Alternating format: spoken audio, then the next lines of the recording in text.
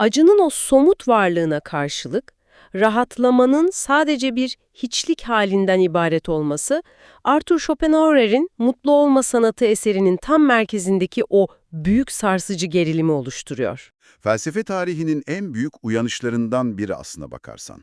İnsanın mutluluk sandığı kavramın koca bir yanılsama, asıl olanın yalnızca acının yokluğu olduğunu yüzümüze vuruyor. Hayatın hiç de beklediğimiz gibi bir kutlama olmadığını, asıl meselenin büyük hazların peşinde koşmak değil, o iğnenin batmasına engel olmak olduğunu söylüyor yazar. Çocukluğumuzdan beri bize anlatılan masallarla taban tabana zıt bir iddia bu.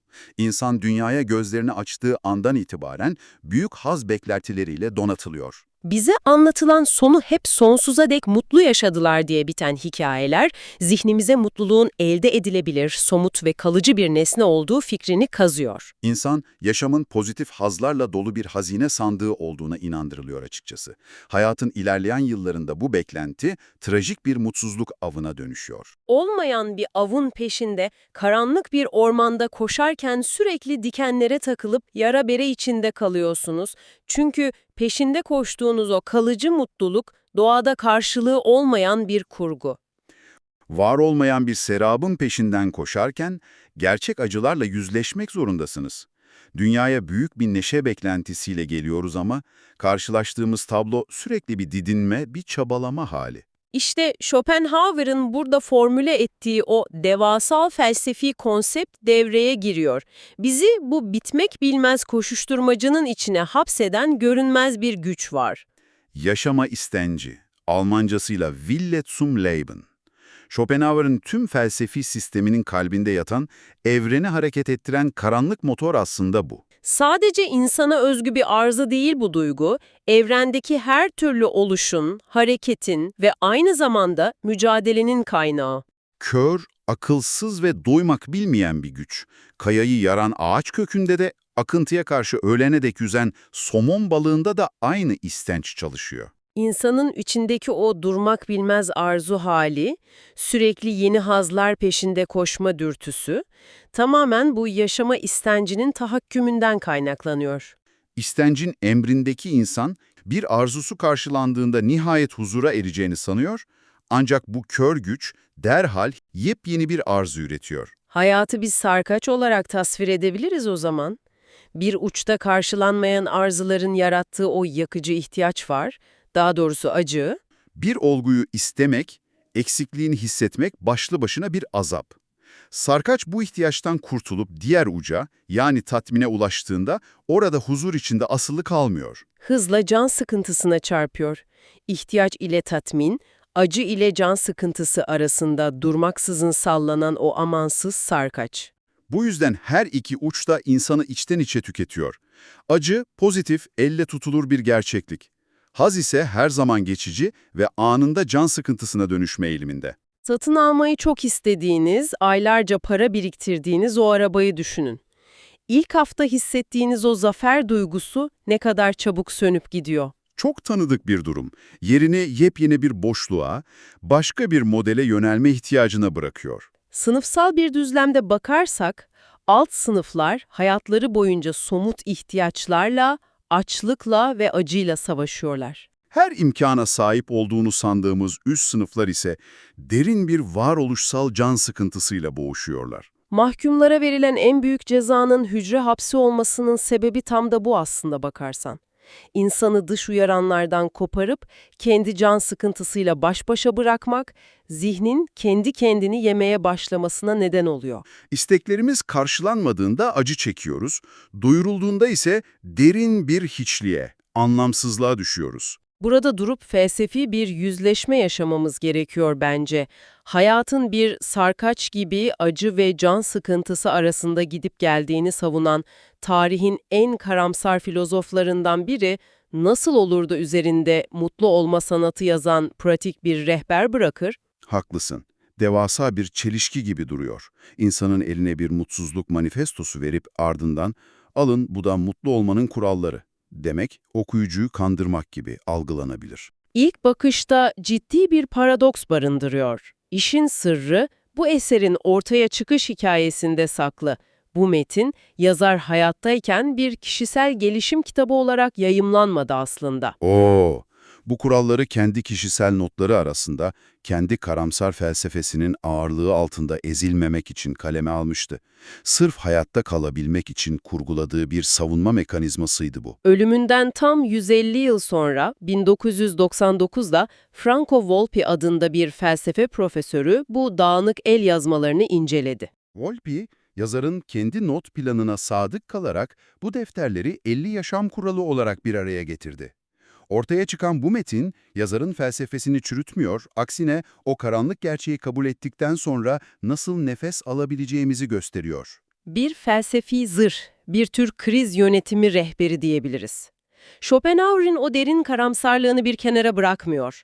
O karamsarlığın kendisini dış dünyanın darbelerine karşı bir kalkana dönüştürüyor. Antik Yunan'da insanın çiçek açması, potansiyelini gerçekleştirmesi anlamına gelen o görkemli evdaimonia kavramını alıyor ve içini tamamen boşaltıyor. Onun dünyasında evdaimonoloji, zirveye çıkmak değil, uçurumdan düşmemek sanatına dönüşüyor.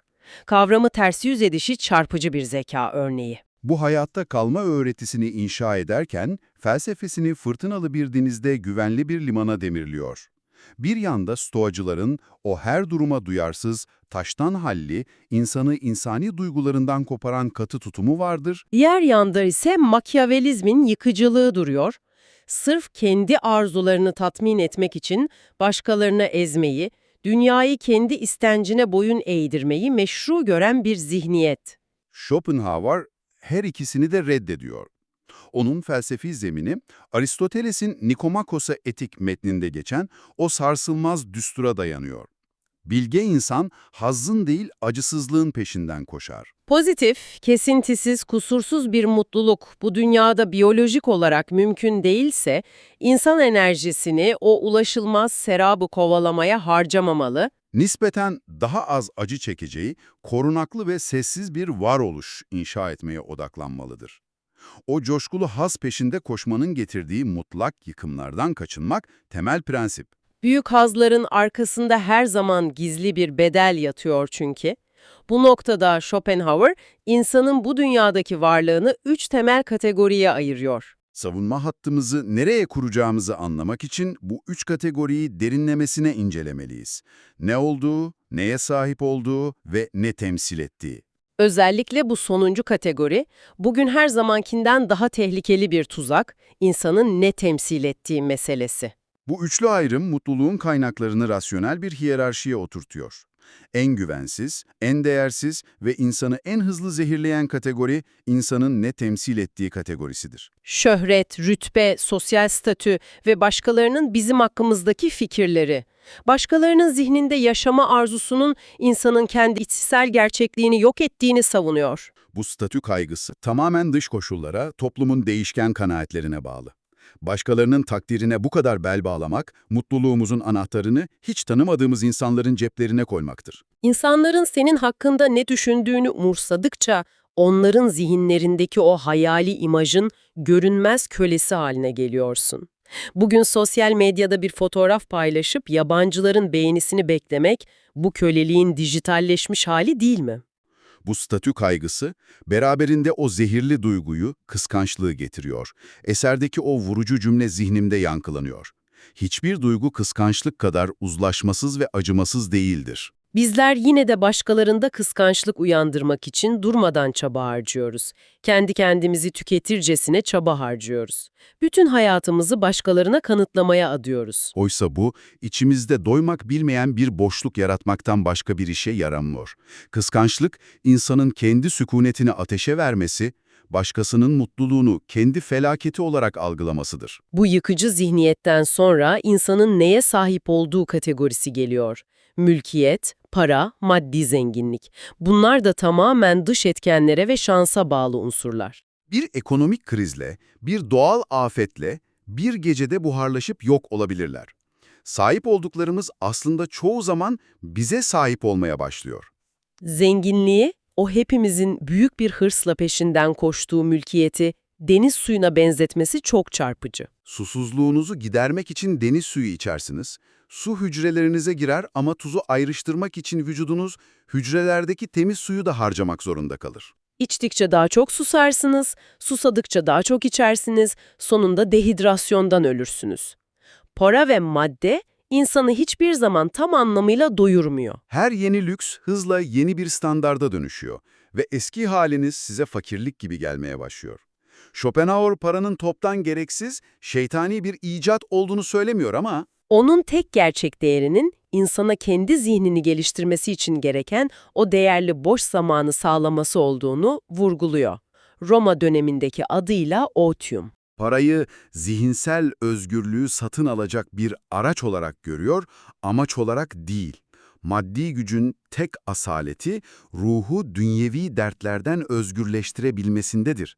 Asıl ve en önemli kategori ise insanın bizzat ne olduğudur. Sağlık, mizaç, zeka, ahlaki karakter ve içsel zenginlik. Bunlar sizin derinizin altındadır, sizden asla çalınamazlar.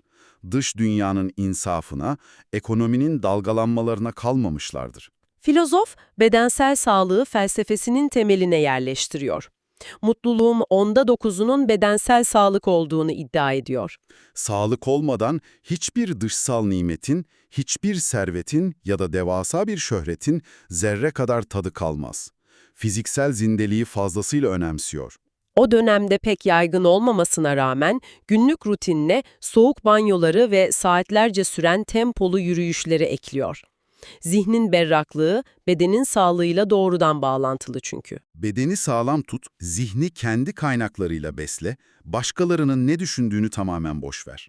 Formül görünüşte son derece basit ama uygulaması bir o kadar zahmetli. Toplum sürekli bizi diğerlerine doğru itiyor. Buradan da o can alıcı konuya, yalnızlığa geliyoruz.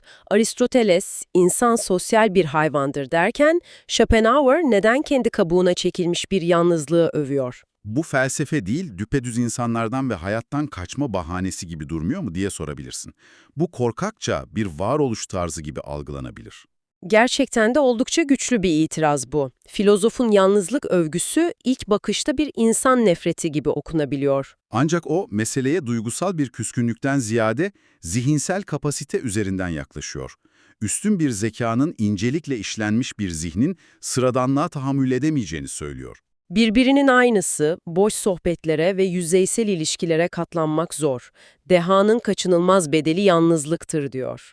Kendi içinde koskoca bir evren yaratan, zihinsel zenginliği doruklarda olan bir insanın, dış dünyanın o gürültülü ve içi boş kalabalığına ihtiyacı yoktur. Kişinin iç dünyası ne kadar zenginleşirse, dış uyaranları olan bağımlılığı o derece azalır. İçi boş insanlar kendi içlerindeki o dehşetengiz can sıkıntısıyla yüzleşmemek için sürekli kalabalıklara sığınıyorlar. Gürültüye, eğlenceye kaçıyorlar. Yalnızken kendi zihninin bomboş duvarlarına çarpan insan, yankıdan korkup kalabalığa koşuyor.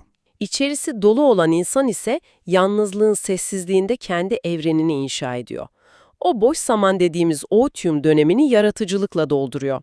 Zamanın, yaş almanın bu denkleme etkisi de çok sarsıcı. Yaşamın ilk yarısının hiç var olmayan bir sarabın, o sahte masallardaki mutluluğun peşinde koşarak hayal kırıklığıyla geçtiğini söylüyor. İkinci yarısı ise o meşhur dağın zirvesine çıkmakla geçiyor. Zirveye ulaşıp ardında hiçbir manzara olmadığını görmenin verdiği tuhaf, savunmacı huzurla yaşanıyor o dönem. Yaşlılık, yanılsamaların bittiği, gençliğin o kör edici ateşinin söndüğü çağdır. Beklentilerin sıfırlandığı o dinginlik dönemi.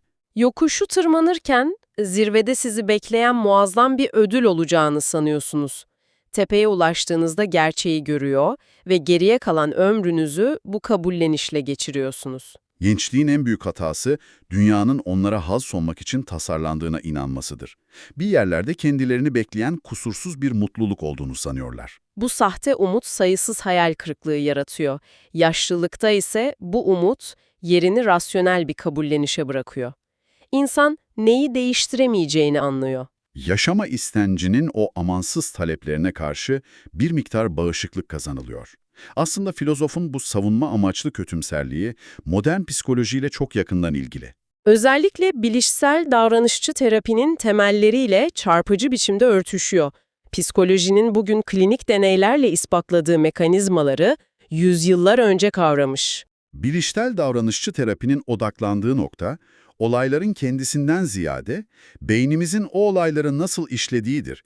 Beklentilerimizle gerçeklik arasındaki uçurumun nasıl acı ürettiği incelenir. Schopenhauer'un felsefesi bugün her yerde karşımıza çıkan pozitif düşün, evrene güzel mesaj gönder diyen toksik iyimserliğin tam zıttı bir duruş sergiliyor. Sürekli sahte bir neşe pompalamak yerine gerçekçi bir zırh kuşanmak. Toksik pozitiflik bizi iğnenin batışına karşı tamamen savunmasız bırakıyor. Beklentileri rasyonel bir seviyeye, hatta sıfıra çektiğimizde hayal kırıklığının ürettiği o devasa acıyı da ortadan kaldırmış oluyoruz. Bilişsel davranışçı terapinin temelinde yatan mekanizma da tam olarak budur aslında bakarsan. İnsanın acı çekme kapasitesini arttıran en büyük etken bilişsel çarpıtmalar ve yüksek standartlı beklentilerdir. Zihni olası en kötü senaryolara hazırlamak, dünyanın bir acı vadisi olduğunu rasyonel biçimde kabul etmek, karşılaşılan felaketlerin yıkıcı etkisini minimize eder. Hayatın kaçınılmaz sıkıntılarını, kaderin rastgele vurduğu darbeleri kabullenmek insanın içsel esnekliğini arttırıyor. Yazar insanı sahte bir motivasyonla uyuşturmuyor. Ona insan doğasının kendi zihninin gerçek aynasını tutuyor. Kıskançlığı, başkalarına yaranma çabasını, doymak bilmez arzuları olduğu gibi deşifre ediyor. Bunların yıkıcı etkilerini rasyonel bir çerçevede nasıl sınırlandırabileceğimizi, zihnimizi nasıl yeniden programlayabileceğimizi öğretiyor. Radikal bir kötümserden, insanın hayatta kalmasını sağlayan böylesine uygulanabilir bir yaşam kılavuzu çıkması, gerçekten felsefe tarihinin en dikkat çekici paradokslarından biri. Hayatın acı ve can sıkıntısı arasında durmaksızın salındığını dürüstçe kabullenmek insanı özgürleştiriyor. Onu pasif ve karanlık bir kederden kurtararak kendi sınırlarını çizebildiği dingin bir boşluğa taşıyor. Mutluluk, dışarıdaki nesnelerde, rütbelerde, sosyal medyadaki beğenilerde saklı değil. Sadece zihnin kendi iç dengesinde saklı. Eğer zihnini koruyamazsan, dünyalara sahip olmanın hiçbir anlamı kalmıyor. İnsanın kendi zihnini eğiterek o kör yaşama istencini dizginleyebileceği gerçeği eserin sunduğu en büyük kurtuluş reçetesi. Dışarıdaki dünya ne kadar kaotik, ne kadar acımasız olursa olsun, içeride dışarıdan kimsenin yıkamayacağı sarsılmaz bir kale inşa etmek mümkündür. Bilge kişi, enerjisini dünyayı değiştirmeye değil, kendi kalesinin surlarını sağlamlaştırmaya harcar. Tüm detaylar dönüp dolaşıp açılıştaki o iğne imgesine ve devasa sarkaca bağlanıyor. Yaşamanın amacı o bitmek bilmeyen büyük coşkuları yakalamak, zevklerin zirvesinde yaşamak değil. Asıl amaç o sarkacın hızını yavaşlatmak. Uçlara savrulmamak, ihtiyaçla ve hırsla kıvranmamak ama her imkana sahip olup varoluşsal bir can sıkıntısında da boğulmamak. Gürültüden uzaklaşmak, bizi daha çok susatan deniz suyunu içmeyi bırakmak ve kendi içsel zenginliğimize, zihnimizin sessiz odalarına dönmek. Yaşamın bize sunduğu asıl armağan o dinginliğin ta kendisi. İğnenin derimize batmasına izin vermemek, batanları da rasyonel bir kabullenişle, dünyayı suçlamadan, yara bere almadan yavaşça çıkarmak, Kendi hayatınıza şöyle bir dışarıdan bakın. Takvimlerinize, peşinden koştuğunuz hırslara, yabancıların onayını aradığınız o dijital vitrinlere bir göz atın. gerçekten sarsılmaz bir içsel kale mi inşa ediyorsunuz? Yoksa kana kana deniz suyu içip neden hala susadığınızı mı merak ediyorsunuz? Bir okur bir kare. Yaşayan kütüphane. Kitaplar burada ölmez.